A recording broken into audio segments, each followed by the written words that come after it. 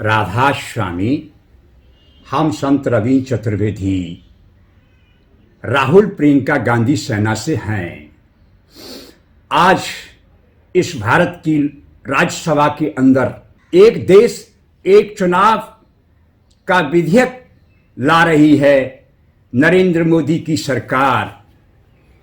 तो भारत के प्रधानमंत्री नरेंद्र मोदी उर्फ अंधकासुर को इस बात का संज्ञान नहीं है, क्योंकि नरेंद्र मोदी मूर्खों का सम्राट है।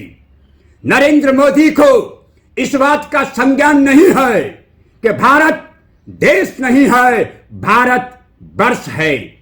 देश की परिभाषा का भी नरेंद्र मोदी उर्फ अंधकासुर को संज्ञान हो कि देश किसे कहते हैं।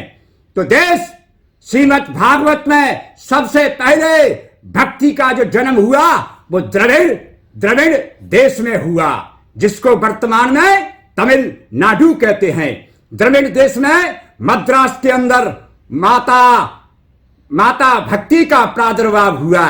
भक्ति सिद्धांत का लालन पालन कर्नाटक के लोगों ने भक्ति सिद्धांत का पालन किया। इसके उपरांत जब भक्ति महाराष्ट्र में आई तो भक्ति का सम्मान हुआ।